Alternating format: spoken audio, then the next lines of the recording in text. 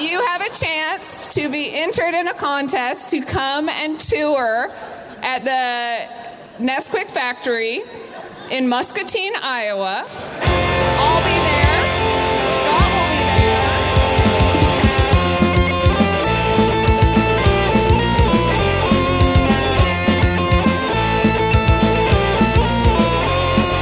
I got it.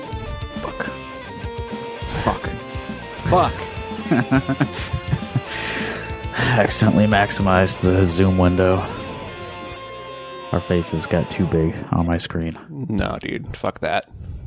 I don't want to look at tiny faces only. Yeah, it's early. It's daylight savings. Yeah, it is. We agreed to record at 10, and I forgot that really means 9. Mm-hmm. That hour made such a big difference to me. Have you eaten anything for breakfast? Yeah. I had my Pop-Tart and banana. Nice. A lot of sugar there. I haven't eaten anything. Oh, you haven't? I usually don't eat until like noon at least. Oh, okay. Well, I'm a breakfast boy. Okay, this is Rock Hard Caucus episode 139. It is March 10th, 2024 right now. And I have collected too many articles today. So we'll see what Evan and I get to.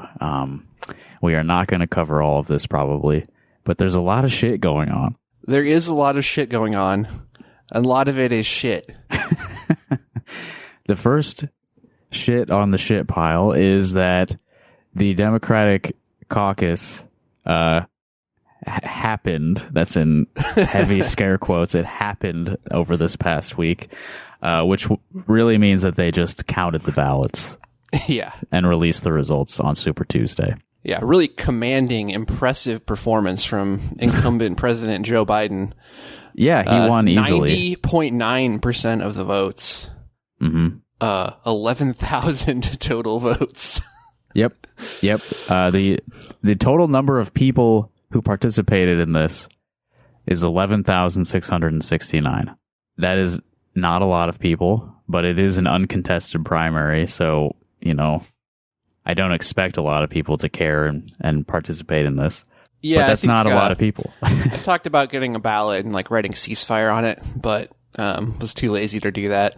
I think feels like most people were too lazy to even protest vote. Though Uncommitted did come in second with 3.9% of the vote, 480 votes. Yeah, shout out to the 480 people in Iowa who voted for Uncommitted in the Democratic Caucus. Yeah, and to the 362 who voted for Dean Phillips. And the 268 who voted for Marianne Williamson. Yeah, I was surprised to see her name even on there. I guess I guess she didn't drop out, but she might as well have. Well, she did drop out, and then she undropped out. Oh, really? A couple weeks ago. I swear she's done that at least twice now. She suspends her campaign and then unsuspends it. Is that just a way to juice the numbers? Maybe, yeah. If I suspend my campaign, that gets a little bit of a media hit. And then if I unsuspend the campaign, a little bit more media. Yeah. I'm looking at this now. So I just pulled this screenshot from Wikipedia. I don't think these numbers add up. No, they don't. No, they don't. Yeah, so all the numbers we just said actually add up to 12,193. So I'm not sure. Do they take where out the the discrepancy uncommitted? happened. Oh, they just don't. Your vote just doesn't count. That doesn't quite add up, but it does almost. I'm not sure what happened to the math there.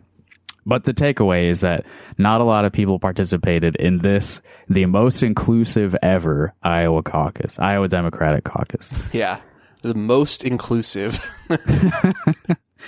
It's inclusive because you didn't have to show up at the library at a specific time and be surrounded by your irritating neighbors, which does depress turnout. However, turnout was even smaller this time.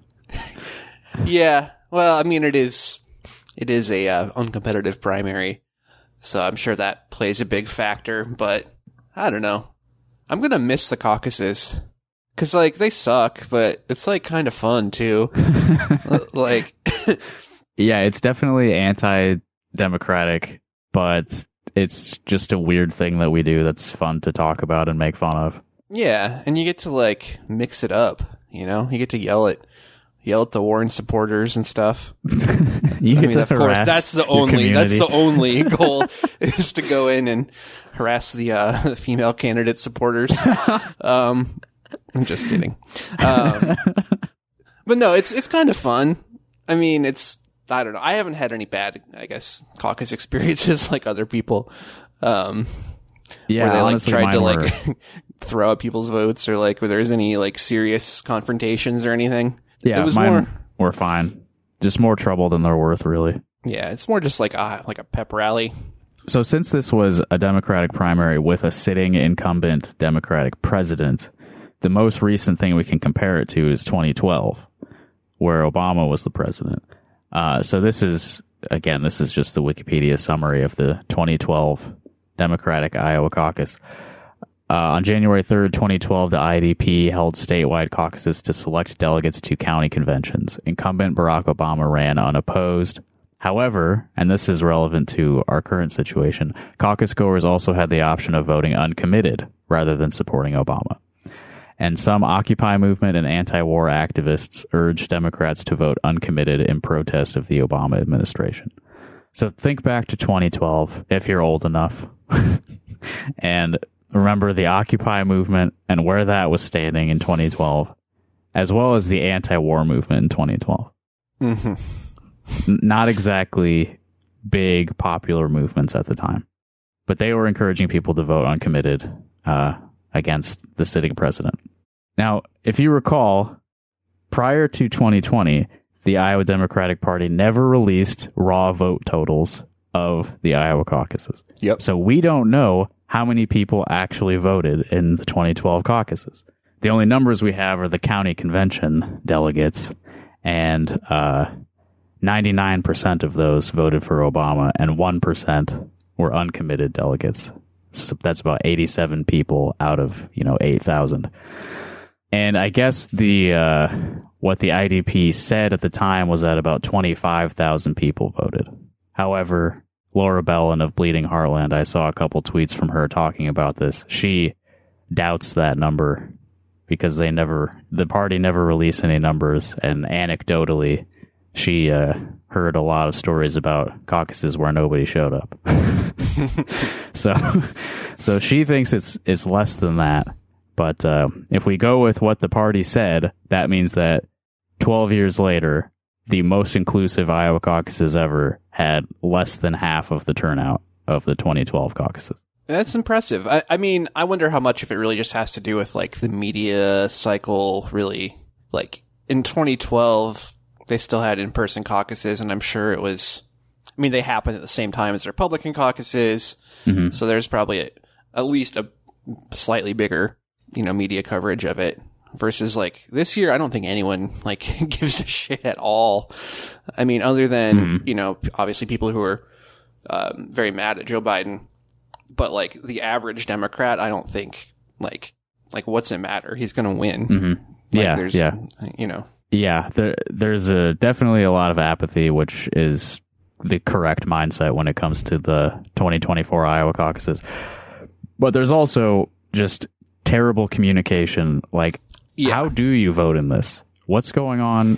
Like, are the caucuses still happening or not? What happened was there was a window of time where you could request a ballot to be mailed to you, which you then have to mail back. Mm-hmm. And the period, it was like 2 months or something. I think you could start making the requests in December, maybe even earlier than that. And the cutoff date was February 19th, which is relevant to the uncommitted thing because, as the primary keeps going, uncommitted is primarily being used as like people registering their opposition to the Biden administration's support of Israel's genocide.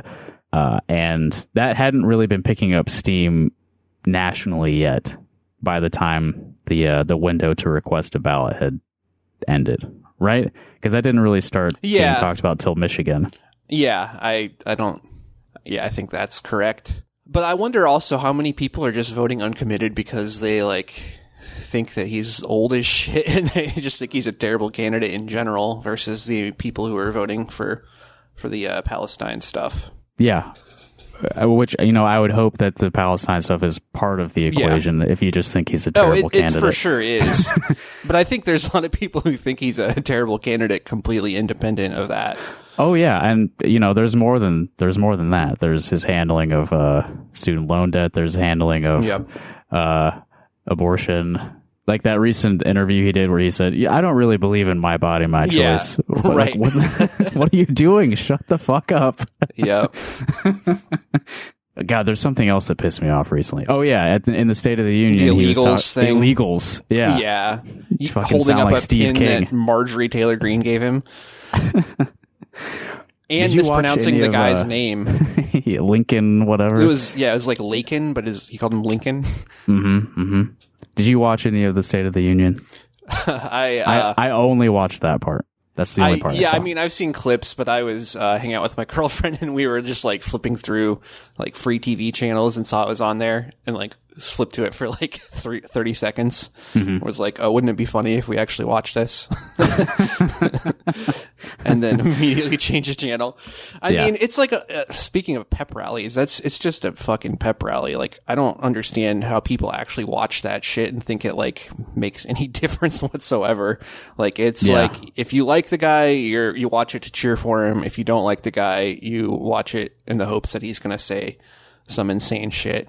Which I think Biden actually managed to mostly avoid, other than the illegals thing. He didn't have any like major talking points of him like being senile or any of the other gaffes that don't really have anything to do with him being senile, like calling Obama like clean and articulate when he was first running against him in 2008, or claiming that he was like in Iraq, like on the front lines of the battle when he was like just hanging out in a hotel or whatever.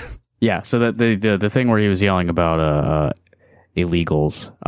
I don't know if you've noticed this, but he sort of has like the kindly grandpa mode, and then his eyes like turn black and get like beadier, and he goes into his angry old man mode, which is what he shifted into for that illegals thing. And it's, I don't know, I find it very off-putting when he shifts. Yeah, he does. He does get mad, like when he's like talking, like the look fat thing, or like, there's been other examples where he unloads. Yeah, I don't know. That was like that's a lot of what the articles I saw that were like, oh, he was really energetic. Yeah. And like he was, and I guess a lot of people saying it was like the most partisan State of the Union address. He talked about politics. Yeah. He wants to be reelected. My God. He dared to say that Trump is bad in his State of the Union. Yeah. I think he didn't say Trump's name, though, is another thing I saw. Oh, really? Yeah. Anyway, I didn't watch it, so we probably shouldn't keep talking about it. Agreed. Revealing too much of our own ignorance. Although I'm glad that you mentioned look fat, because I think that's also relevant to the lack of enthusiasm around like voting for Joe Biden in the 2024 Democratic caucuses, is that he doesn't he never came here, and like no one gave a shit about him ever in Iowa. Yeah, he's campaigning less than he did in 2020. Yeah, I mean, I don't know. I feel like the general election, everyone's like already saying he's done, that he's going to lose, which obviously is a pretty big possibility. But I just feel like most people have not been paying attention to this at all. Most people don't want to think about Biden, don't want to think about Trump at all. Mm-hmm. So I think reading polls out this far is probably not really going to give you a good indication of what's actually going to happen. Yeah.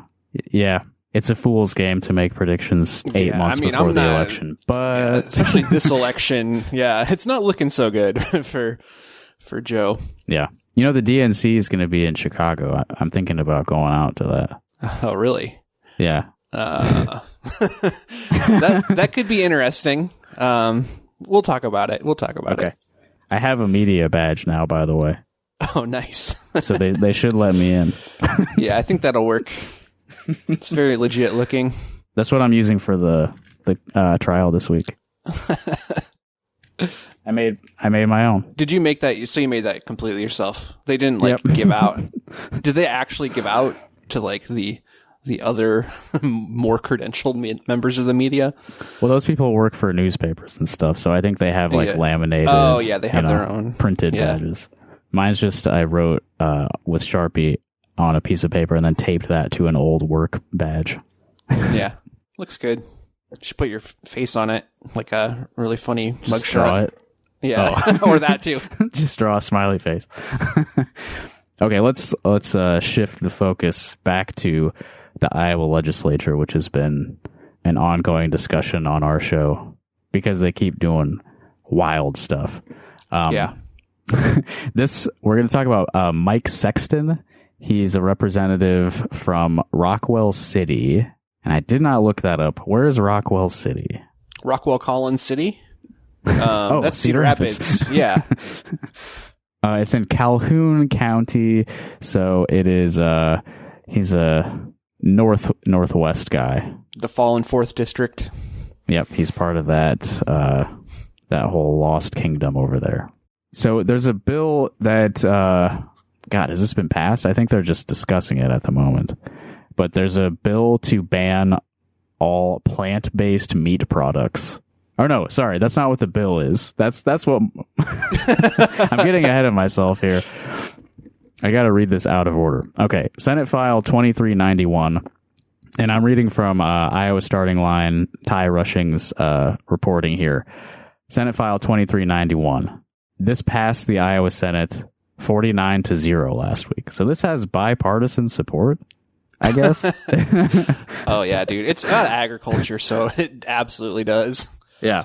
Okay. It bans food processing plants from mislabeling lab-grown meat or plant-based meat alternatives.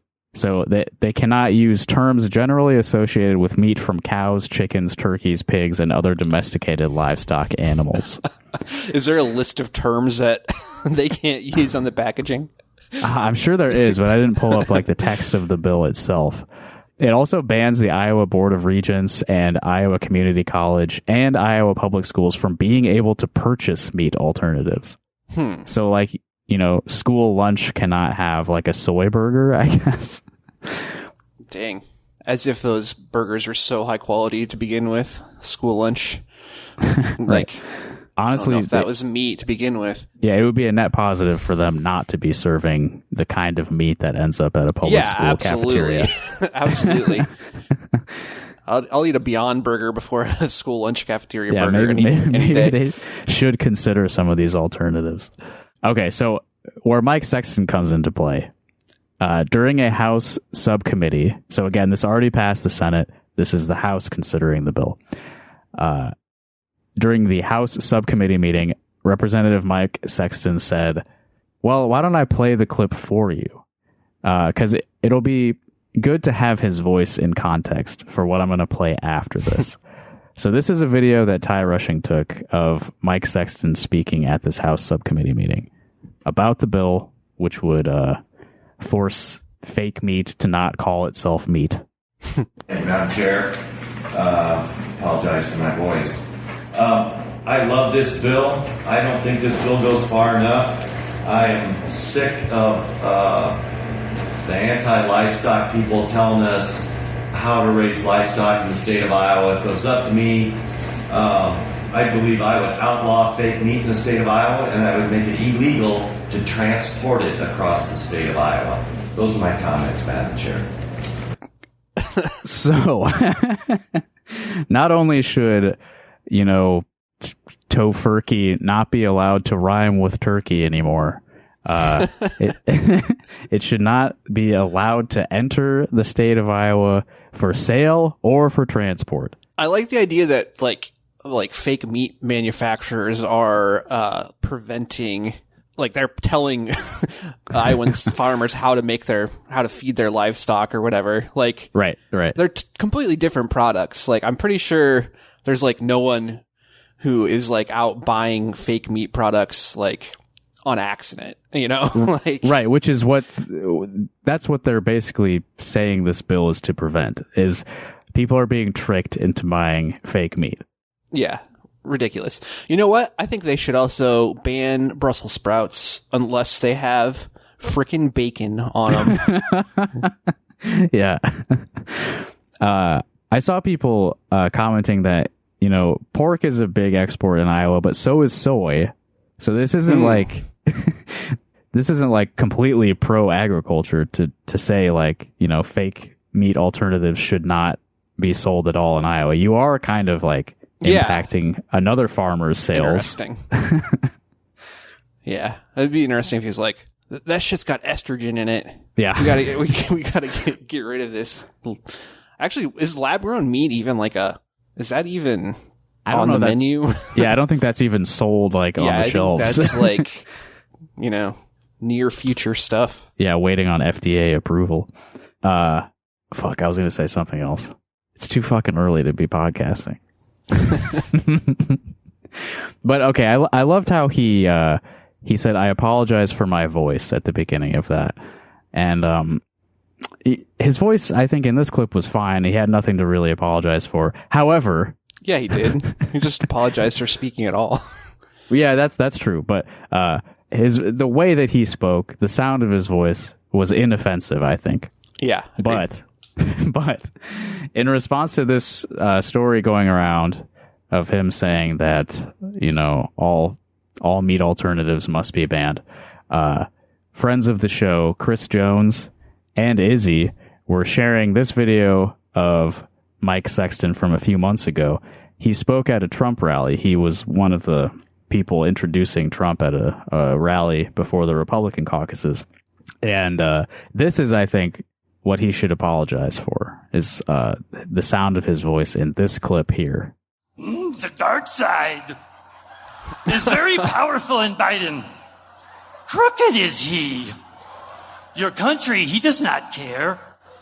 The force is strong in Trump. Win, he must. Help him, you can. Caucus for him, you shall. For without his victory, all hope is lost. Bro. So what's he doing there? We need to ban Star Wars from public consciousness.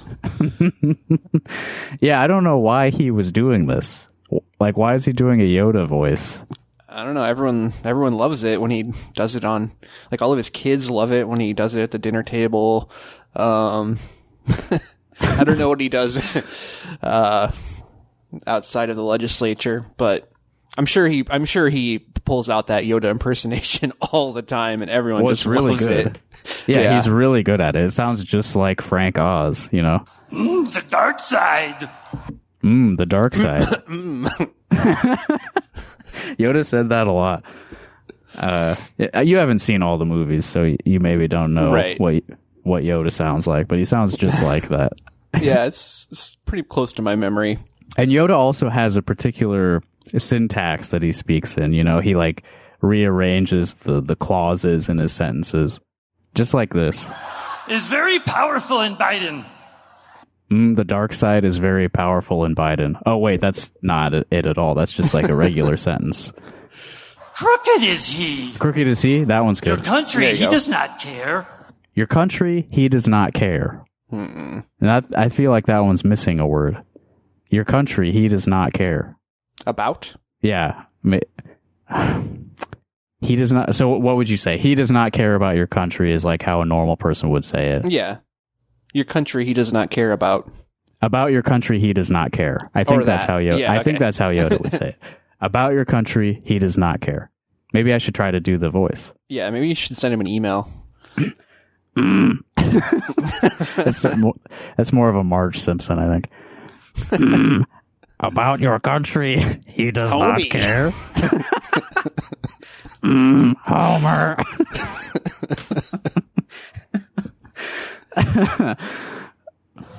The force is strong in Trump.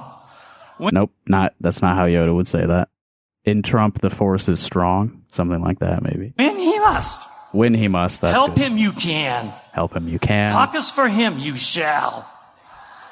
For without his victory, all hope is lost. Yeah, that part is not Yoda at all. Without his victory, all hope is lost. He didn't... did he write that down, do you think? Or was he just riffing? I think he was just riffing. Yeah. There were people laughing in the audience, but it was a Trump rally, and I've seen the kind of shit that they eat up. Yeah.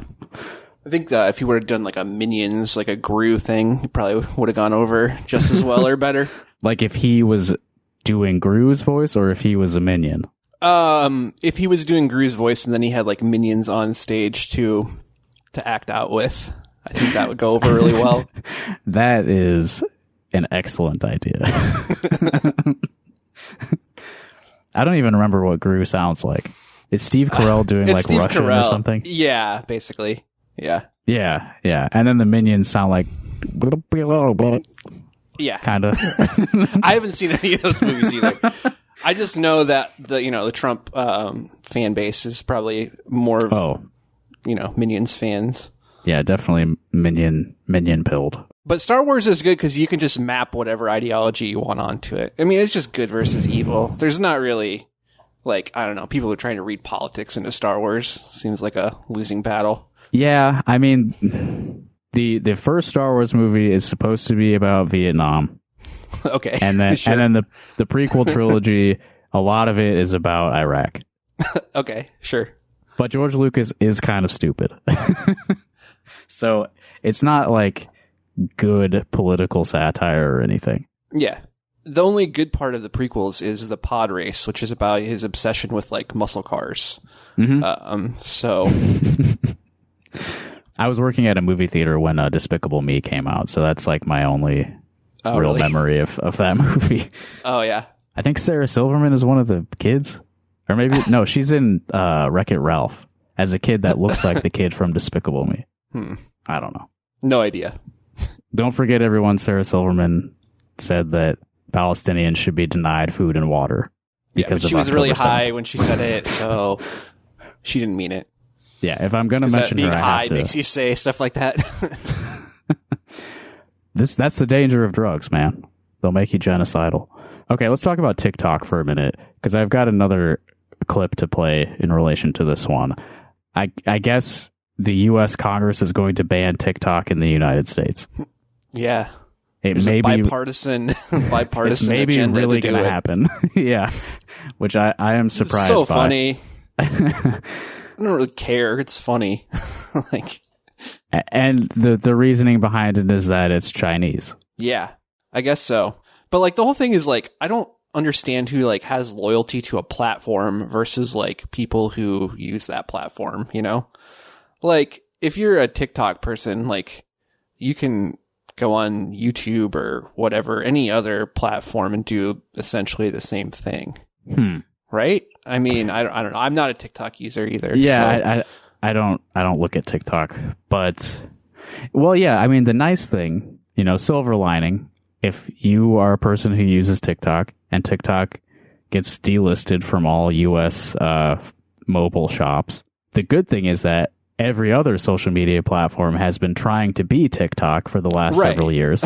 So the features that you like on TikTok have been adopted by every other major social media platform. Yeah. But I guess these people who are calling in to prevent it from being banned are probably just mad they're going to lose their follower accounts. If you've earned 1 million followers, then you have to start over from scratch.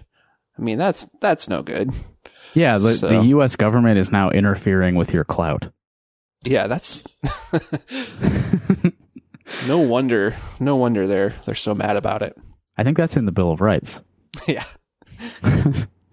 Earned clout shall not be confiscated. Unwarranted confiscation of earned clout.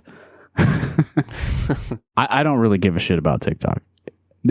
What they're saying is that the Chinese government is using TikTok to spy on Americans or to influence Americans or whatever. Mm-hmm. So what they're upset about is that TikTok is doing the same shit that American big tech companies do, but it's outside of their sphere of influence. Yes. And like you said, the most popular videos on TikTok are the same as the most popular videos on Facebook. It's not like the highest, viewed content is fucking Maoism, explainers or anything. Yeah. Yeah. Okay, I'm reading from a Waterloo Cedar Falls Courier piece on this by Caleb McCullough. And the reason that I find this interesting is that TikTok responded to the U.S. government's ongoing efforts to ban TikTok in the United States by having what I think was just like a screen pop up as soon as you open TikTok that says, your government's trying to ban TikTok. Here is the number for your representatives. Call them now. And then a bunch of people did. Like, thousands of people immediately started calling their representatives. This is like the most effective call your senator mobilization effort I've ever seen. Yeah. I mean, it worked for net neutrality. It's going to work for TikTok. And Caleb McCullough's piece is called TikTok Users Call Iowa Congress Members After App Warns of Congressional Ban. So this focuses in particular on Ashley Hinson, representative for the 2nd district. I think it's the 2nd now. The numbers flipped at the last census. But she's the northeast quadrant of Iowa. She's their representative. She's a news lady from Cedar Rapids. Everyone loves her. She's quoted here, Ashley Hinson's office had a significant number of young people call their office on Thursday, a spokesperson said, and most sounded like they were in middle school. If you had a bunch of kids call your phone, Evan, do you think you could differentiate between middle schoolers versus like 5th graders versus maybe 9th graders? I don't know, but I don't think that's necessarily a fair analysis of TikTok's demographic, because I've seen a lot of, I mean, like you said, I don't use TikTok, but I still see the videos, and it's like a lot of older people. Oh yeah. I'm sure there's more kids than older people, but yeah, it seems a little disingenuous here. Right, to think that only kids were calling Congress over this. And so what if they were? Mostly kids? You know? Well, true. Yeah, I don't know. Yeah, kids' concerns should be taken seriously by the government. So I'm curious about this clip that's included here of Ashley Hinson. She sits on the House Select Committee on the Chinese Communist Party, which is the committee that originated the bill. Nice. So we've got a committee in Congress that is the House Select Committee on the Chinese Communist Party. They're so worried about China. There's nothing you can do. Yeah. They've got the people, they've got the money, they've got, they're going to overtake us. Who cares? Yeah. Yeah, honestly, their system of governance actually like better too. So there's a clip included here of Ashley Hinson actually manning the phones in her own office to talk to these TikTok kids who've been brainwashed by the Chinese Communist Party. I'm going to go into this and sort of allege that this clip was faked. There's no one on the other end of this phone call. I was going to say, how often does this happen where the actual fucking legislator is the one picking up the phone call? Come on. Right. There's no one on the other end of the phone call. She just wants this clip to exist, I think. Yeah. What you need to do is find out who donates to Ashley Hinson and then use AI voice modification tools to impersonate one of her donors and then get her on the line and then talk to her about TikTok. Yeah. Yeah. Everyone, if you live in Iowa, that we are in a one-party consent state, which means that if you are a person on a phone calling someone, you are legally protected. You can record that phone call without the other person knowing, and it's legal. Well, I think as long. No, I'm pretty sure it is. If you're calling someone outside of the state, I'm not sure how that works. Yeah, I think it. Yeah, not sure about that. That may complicate it. So don't take anything that I say on the podcast as legal advice. Yeah, but if you're calling into the Iowa State Legislature, then you don't have to worry about that. Right. If you call Ashley Hinson at her home, and the number is, I don't have that number. I'm just kidding. 319. Yeah, that part we know. Just brute force it. Keep guessing. We know the area code, and then there's 7 digits after that. Eventually, you'll reach her home. And then you'll be safe. One-party consent. Okay, here's the clip of her definitely having a real conversation with a middle school child about Chinese communism. TikTok, it actually just would require TikTok to cut ties with the Chinese Communist Party because the parent company is ByteDance, and they're directly tied to the bad people in China. So what we want to do is make sure your data is protected and you what? they're trying to use your information and your data, and that's what they are doing. So just think of it like they're spying on you by using that app. So we want to make sure that they can't do that and that you're safe. And so as long as they are willing to divest any ties to the Chinese Communist Party, then they can continue to have the app for Americans. And I think that's really important that we make sure we're protecting you as much as possible. Mm-hmm. So it's not banning TikTok. It's just saying that ByteDance, the parent company, must divest all associations with the bad people in China, as she called them, which is the people who run China. And she said, I want to make sure your data is protected, but it sounded like she said, I want to make sure your dad is protected. Yeah, that's what I heard as well. And, I think that's a fair point, because dads tend to get, caught up in the information, misinformation like stuff. So you definitely don't want any of the bad people's data from, your dad. You don't want your dad to see any of the bad people's data. Yeah. TikTok's coming after your dad. Don't you care about your dad? Honestly, dad, I may be off base here, but it seems like dad is probably the smallest target demographic of TikTok. Yeah. I feel like there's probably a lot of conservative stuff on TikTok that just doesn't see the light of day, But I guess there's got to be. There's got to be. But that's not what rises to the top. The algorithm. Right. Oh, that's pro CCP algorithm. That's another thing they should add to that, is that conservative voices are being shadow banned on TikTok. That's another reason to ban it. Yeah. In a statement provided by a spokesperson, Hinson called TikTok's lobbying approach gross exploitation tactics and said it reinforced the need for the legislation. So that's something I was thinking about as soon as I saw that they had this thing pop up telling all of their users to call their senators and congresspeople. Like, this is just going to make them dig their heels in even more, because TikTok is demonstrating the influence that it actually has over its American users. For sure. For sure. Not that I don't know. I don't think that it's wrong for them to do this, because American users are a huge part of this app's user base, and their government is trying to cut them off from looking at something on their phone that they like. Yeah. And it's not wrong to let all of your users know that and tell them that they can, ask their government not to do that. Sure. I don't know. These that's what these offices have phones for. They just hate being called. Well, so do I. Yeah. Scam calls from the Chinese government. When I realized kids were calling our office, I went into mom mode, and I wanted to explain to them why the CCP's ownership of TikTok is problematic. To all parents, the CCP controls TikTok's algorithm, and they're intentionally feeding harmful content to American kids. Oh, there's a couple good examples of that harmful content. Targeting teenage girls with eating disorder videos, and pushing videos that downplay 9/11. I don't know if the eating disorder thing is really the fault of China.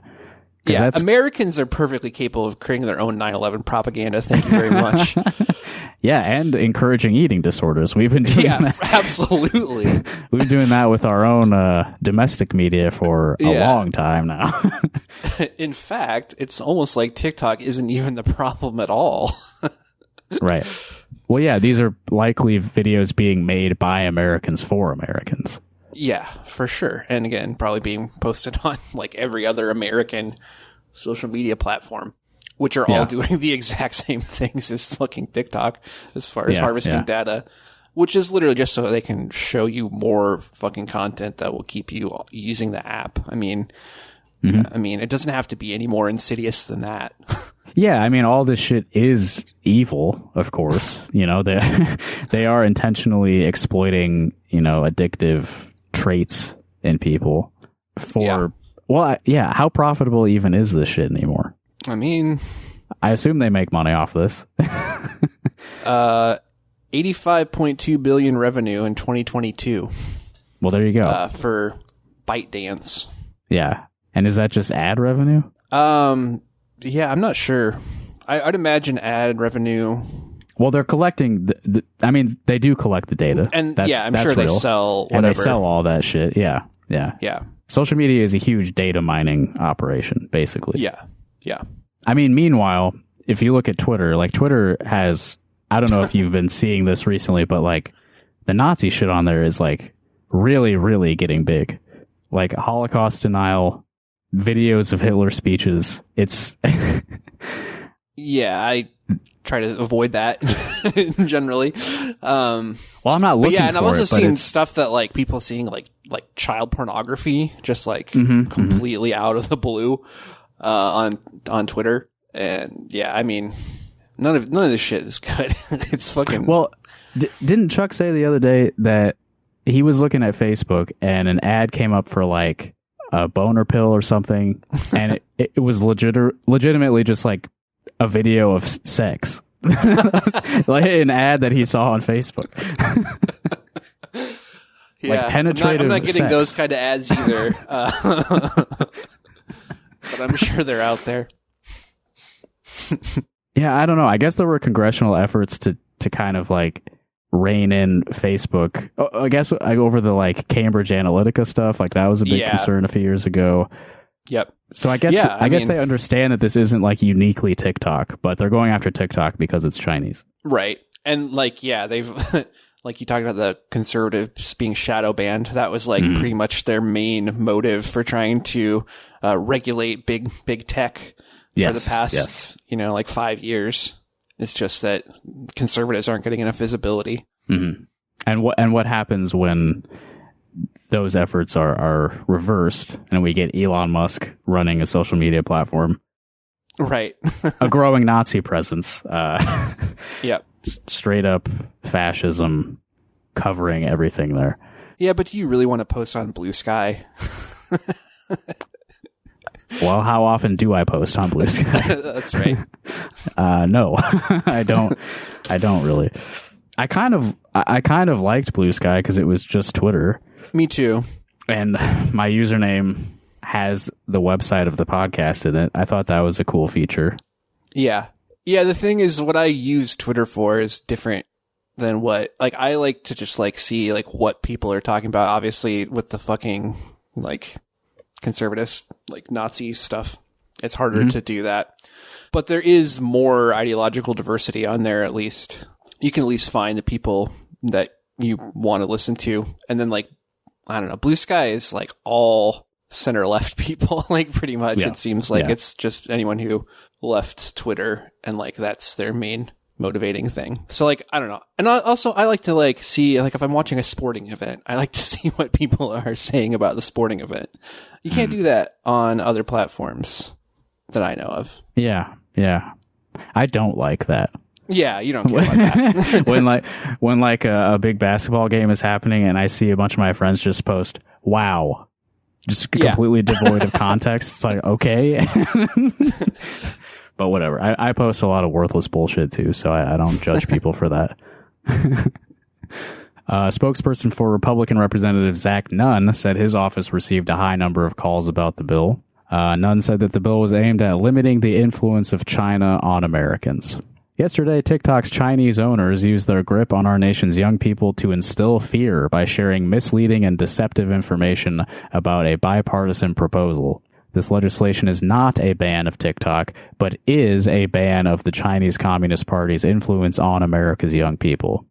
Well, I don't think that should be allowed either. I think the Chinese Communist Party should be allowed to directly mail literature to all of America's children.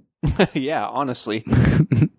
Their propaganda is way better. I mean, yeah. It's like their whole thing is like look at these decadent Americans and look how much look all these American TikToks versus our Chinese TikToks about like making a nice meal for your family and like going to work and enjoying, working with your coworkers together to make more toys for Americans to. Meanwhile, in America, if we make a video about making dinner for your family, it's like there's got to be some weird pornographic element to it. Yeah. Like it's a woman with huge knockers, and she's like, Yeah.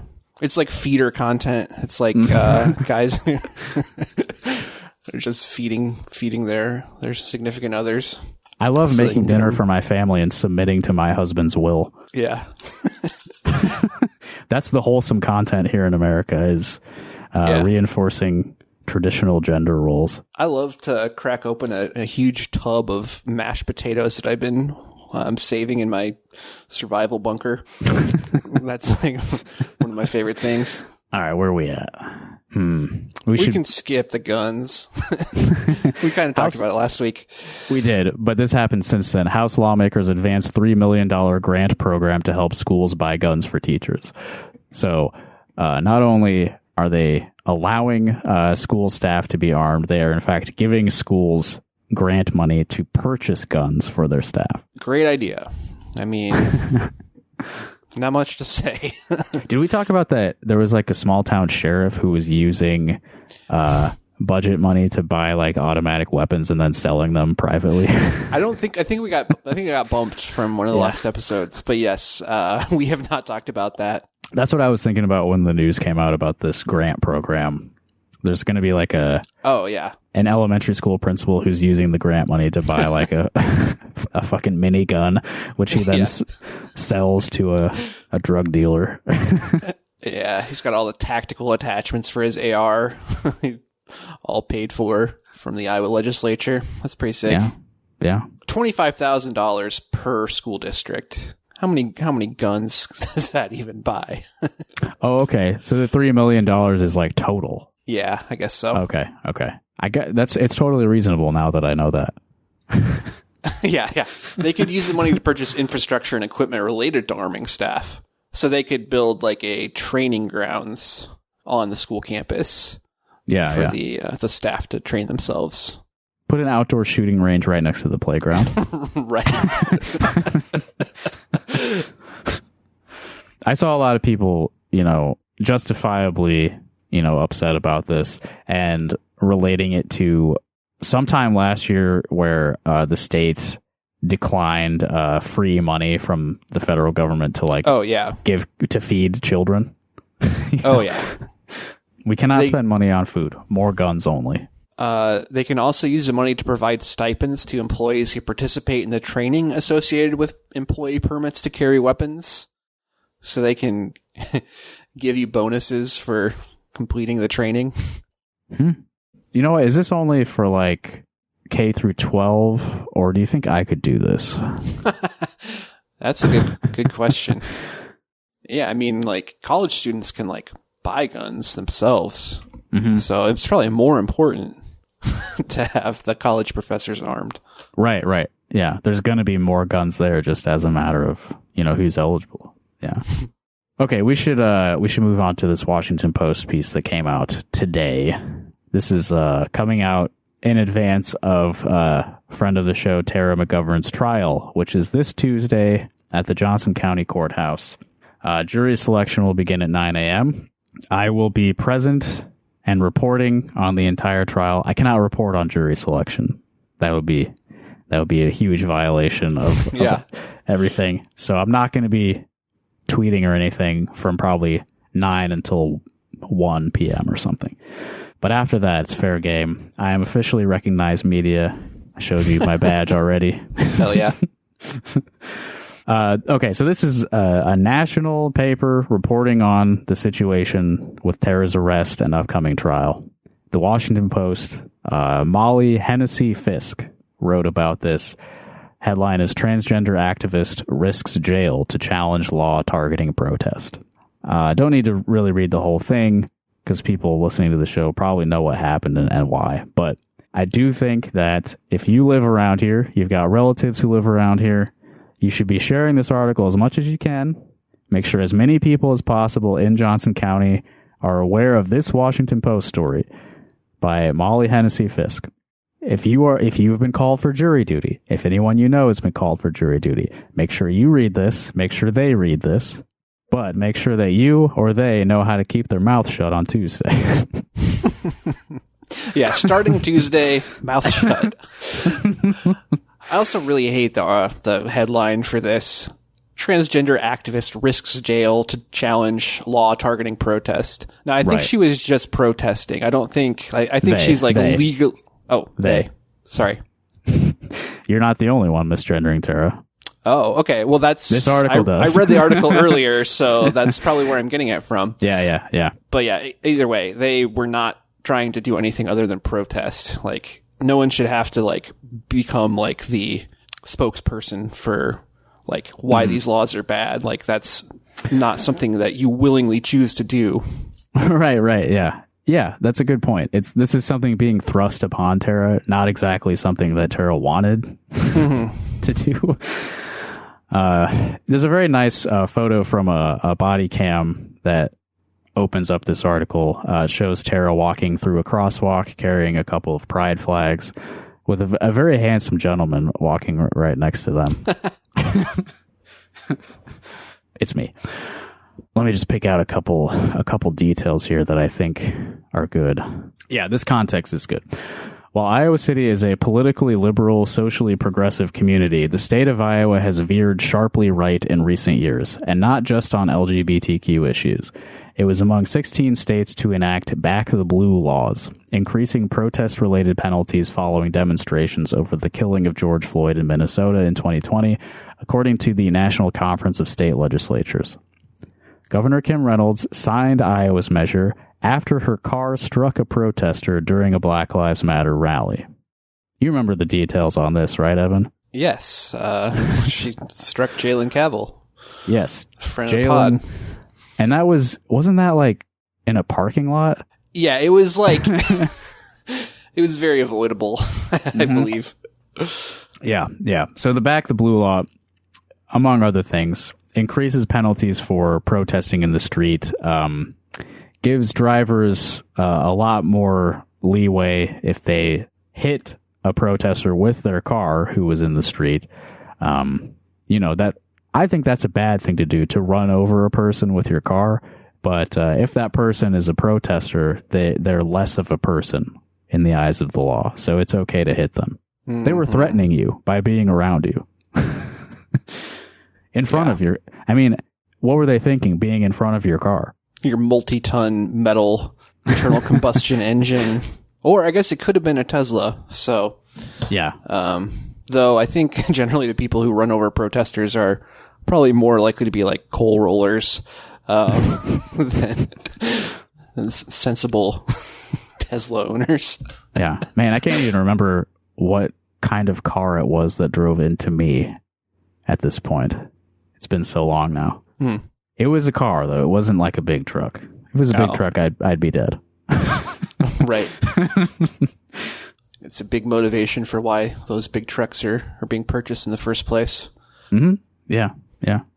Conservative legislatures since then have been focusing on these violations, said Timothy Zick, a professor at William and Mary Law School, whose recent book, Managed Dissent, examines laws governing street demonstrations. The penalties are going up. The criminal penalties are getting more serious. I would not be surprised to see more of these prosecutions going forward. Again, Tara has been charged with 2 misdemeanors, interference with official acts, and disorderly conduct, obstructing streets. It has its own qualification now. A street was obstructed. For anyone who's not living around Iowa City, the obstruction was at the corner of Madison and Jefferson, which is where the Iowa Memorial Union is. This was like 8 p.m. on a Monday, if I remember right. So it obstructed traffic for maybe 10 vehicles. And let's see, the court, McGovern faces a fine of up to $3,415 and as much as 13 months in jail if convicted. So over a year in jail is on the table for this. Unlikely. Yeah. But within the scope of the sentencing for these violations. A year in jail. And most of this was within a crosswalk, I will add. I was there, I witnessed all of this. So this was a group of university police officers shoving people out of a crosswalk so that cars could continue driving through a street. And it's also mentioned in this article that there were like 200 people involved in this protest. Only 7 have been charged with crimes. The charges came about a month after the protest. So you'd think if this was like a serious issue, it would have been like arrests on site, you know?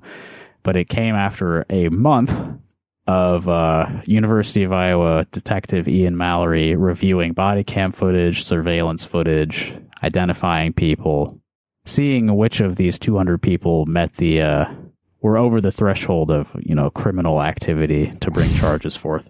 There's a really wild coincidence here that of all the potential people who could have been charged, only 7 were charged. All 7 of those are transgender people. What are the odds?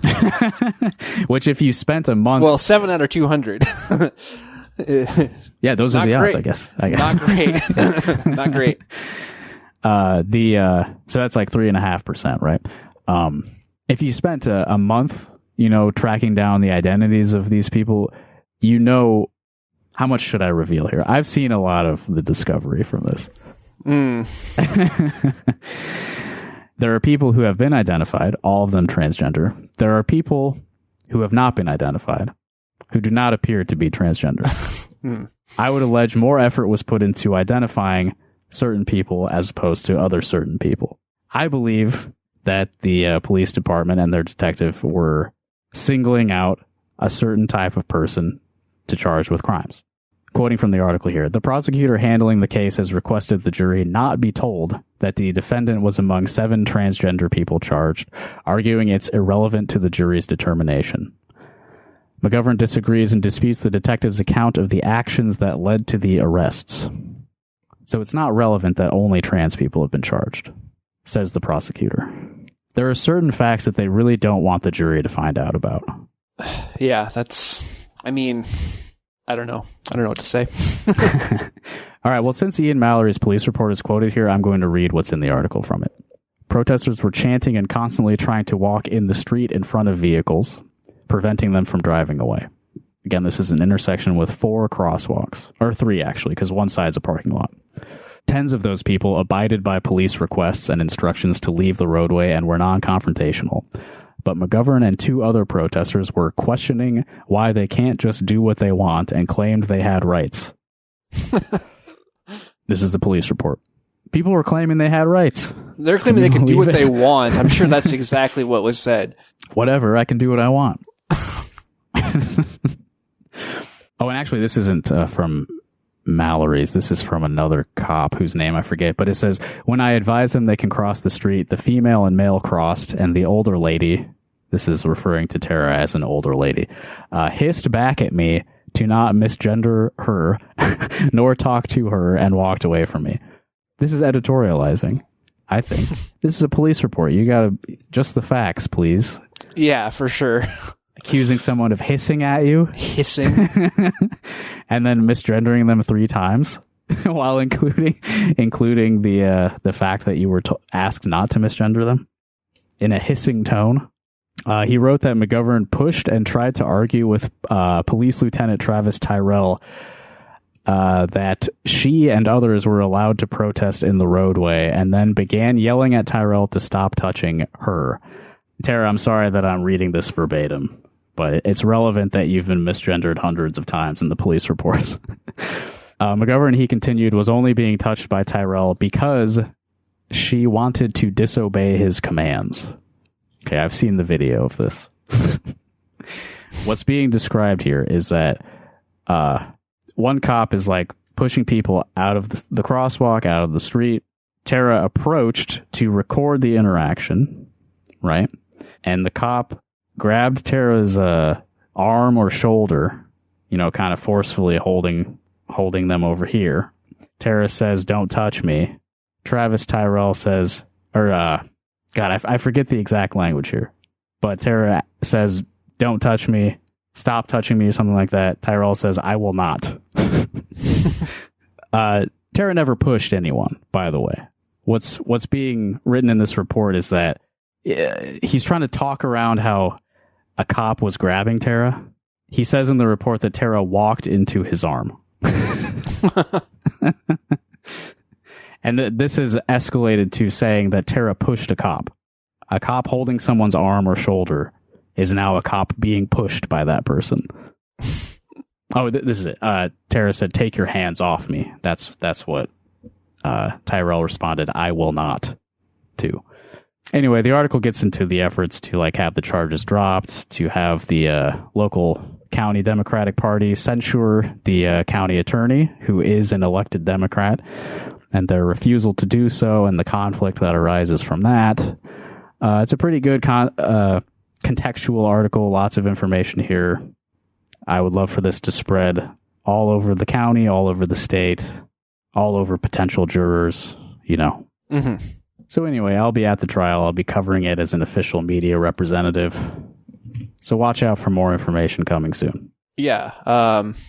If this case is so flimsy, I wonder how many other cases are similarly flimsy of the Joko 7. Yeah. I mean, you can't blame people for taking plea deals just to get this shit over with, you know? Right. I mean, when you're being threatened with jail time over, you know, being in a street for 5 minutes, it's like... Right. Yeah, the power of the state suppressing you. Also, like, I just don't understand, like, they're blocking the cars, like, people can't just, like, turn around or, like, take an alternate street. Like, okay, well, you know, since you bring it up, I can tell you a little bit more about that intersection. You've been there. You've been where that is, right? Yeah. So that intersection, Madison and Jefferson is a one-way going up the hill, right? And then the next street over is Market Street, which is a one-way going down the hill onto Madison Street. Everything to the north of that is sort of blocked in by that intersection because it's a one-way getting into there. They've got 2 parking ramps and a few like smaller parking lots all in that area, which the only exit from that whole couple blocks is through that intersection right there that was blocked. So people can't turn around to get out because they would have to drive the wrong way up a one-way. Oh, I see. So, I mean, part of the problem here is that the police didn't have a plan for something that they should have known was going to happen. That intersection was also blocked at the Matt Walsh protest a few months earlier, from which I think, well, I don't know.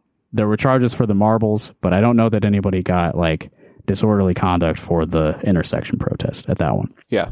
So it happened before. They knew it would happen again. And rather than redirecting traffic, maybe blocking that one way to allow people to exit, you know, if you're going to prioritize a handful of cars over like... Which is, the main thing is like, you go to jail for like inconveniencing someone for 5 minutes at most. Like the whole thing was like maybe 20 minutes, maybe. Yeah. And if you know what, I've seen all this body cam footage. There's footage of one of these cops saying the street was blocked for 15 minutes. It's over. It's all good. Everything's fine. They recorded themselves saying that, and then they brought charges a month later. So anyway, rather than turn those cars around, find an alternate route out, they chose, let's take a handful of officers, sort of like force a physical confrontation with a group of 200 protesters. Like, you're escalating a situation that you could circumvent, you know? There would have been no physical contact between police and protesters had they not chosen to start pushing people. And I mean, that's the way it always is. Who always initiates force? Yeah, like people just run up to police officers and start shoving them. Like when there's like a visible, you know, multiple police officers in the area. Right. People generally don't want to be arrested, with some exceptions. Yeah, I mean, I would rather not, you know? Yeah. But I think that's enough. I think we got enough of the facts out there. Good. Well, if you would like to call us and tell us more facts that you know, our phone number is 319-849-8733. Yes, we share an area code with Ashley Hinson's home phone, 319. You could call our number and leave a message for Ashley Hinson if you want. I'll pass it along to her. It's 319-849-8733 again. Yeah. we've been known to be sort of a intermediary. Yeah, for many Iowa politicians, really. You could also mail us. We have a P.O. Box, P.O. Box 5336 in Coralville, Iowa, 52241. You can send us postcards. You can send us stickers, books, whatever you want. We got a couple books recently. Mm-hmm. You got any more Joseph Dobrians? No. Still waiting to finish your collection? Yeah, I've the next one I need to read is Hardwired, which I do have a physical copy of over here that I found at Goodwill. I forget which ones I don't have yet, but that's sort of on the back burner for now. Yeah. If you like weird music, I'll be playing a few shows in Iowa City over the next couple weeks. I'll be playing a set with Drop Bear at the Close House. Actually, we'll be in the Cloud House, which is the smaller, like the garage next to the mansion, but it's all the same address. March 13th, Drop Bear is a bassoon and saxophone plus electronics duo with my friend Gabby Vanek. I'll be playing a solo set a few days after that, March 17th, same location. The address is 538 South Gilbert Street in Iowa City. And I will also be playing as part of the Christine Burke Ensemble, same location, March 20th. All the details can be found at justinkcomer.com/shows. I actually have something to plug today. Yes. Let's hear it. All right. So I got in contact with the Central Iowa DSA, Democratic Socialists of America. I've been a member for a while, but haven't been real active. But they are trying to reboot the chapter. And so there's a couple events coming up this week. There is a St. Patrick's Day social at the Ingersoll Tap from 4:30 to 7 p.m. on Thursday, March 14th. And I believe the first drink is going to be on the DSA. Planning to try to make out to that. Mm-hmm. And then there is another March for Gaza on Saturday, March 16th at 12 p.m. at Simon Estes Amphitheater. And I'm trying to make that as well. Nice. Yeah, there's been some other Party for Liberation, Socialism and Liberation has also been organizing multiple rallies for Gaza, for Palestine. And so they're going to continue doing that and encourage everyone to go to that. Yep. If you are in Des Moines or around Des Moines, go on out there. Sounds like Evan will be there. Planning on it. It's not on a Sunday. It originally the poster said Sunday. So I was like, oh no, we're not going to be able to record on Sunday. Yeah. But no, it's Saturday. So yes, Sunday streak continues. I think you should prioritize, a march for Gaza over our recording session. You're probably right there. Yeah. I already mentioned it today, but Tara's trial begins on March 12th. That's this Tuesday. Remember, jurors cannot be punished for any verdict that they pass, and a defendant cannot be tried a second time for the same offense if they are acquitted. Looking a bit further ahead, the Johnson County Democratic primary is on June 4th. A candidate that I like is running for Johnson County Supervisor. Her name is Mandy Remington. Her website is Mandy4Supervisor.com. If you like our show, this podcast, and you would like to hear more of it, you can go to patreon.com/rockhardcaucus, and there you can pay $1 per month and get a whole bunch of audio, or you can pay $5 a month and get that same audio plus a few videos. And your money helps us continue making the show, so we appreciate it. Just the other day, we released a new episode of Speed Freak Read Speak, the 20th episode, which is a show where our friend Tony and I discuss Sonic the Hedgehog comic books. And that maybe that's a limited audience who's really interested in that, but I do think that it leads into very funny conversations. So I think if you have any interest at all, you may like it. So give it a shot.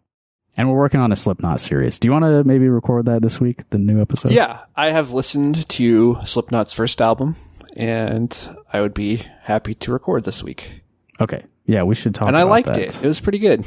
I like it too. It was better than Mate Feed Kill Repeat. So a podcast review of Slipknot's 1999 album coming soon with a special guest who hasn't been on the show in a couple years, so I'm looking forward to having them back. Yep. Okay, that's everything. I didn't have a piece of closing music selected for this episode. What do you think? You got anything? No. You should play some of your own music. Okay. Maybe I will.